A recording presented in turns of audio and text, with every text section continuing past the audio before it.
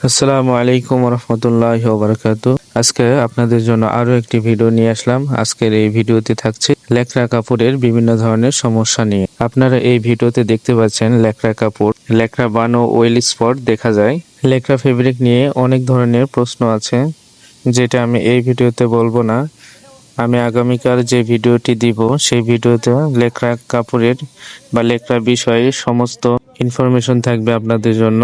আপনারা অবশ্যই আগামীকালের জন্য অপেক্ষা করবেন এবং আমার ভিডিওটি শেয়ার করবেন।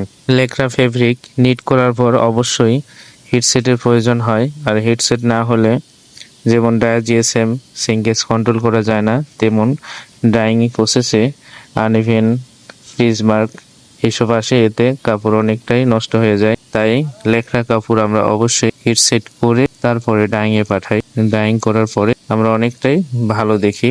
আমরা সাধারণত হিট সেটের পূর্বে অর্থাৎ নিটিং করার সময় কাপড় মেশিনের মাধ্যমে ওয়েল লেগে যায়, তাহলে হিট সেট করার সময় ওয়েলের জায়গাগুলো টেম্পারেচার বেশি থাকার কারণে লেকড়াগুলো পুড়ে যায়, এতে লেকড়া বানের সৃষ্টি হয়। আবার ফিনিশিংয়ে কাপড় ফিনিশ করার সময় যদি মেশিনের দ্বারা ওয়েল লেগে যায়, সেক্ষেত্রে ওয়েল স্পট দেখা যায়।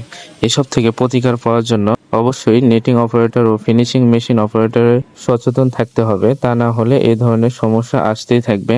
এতে করে প্রসেস লস অনেক হাই হবে, এতে কোম্পানির অনেক লস হবে। এজন্য আমরা অনেক সচেতনভাবে লেকড়া কাপড় ড্রাই করব, নিটিং করব, ফিনিশ করব। লেকড়া কাপড় নিয়ে বিস্তারিত আগামীকাল ভিডিও আসবে।